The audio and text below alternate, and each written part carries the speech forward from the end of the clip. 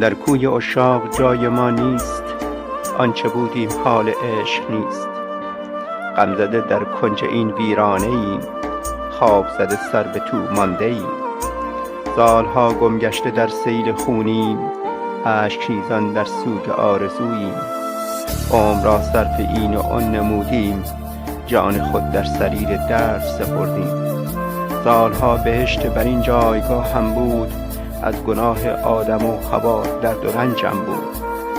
دینداران عمر عشقم ربودند، ما را در کنج ویرانه تنها سپردند.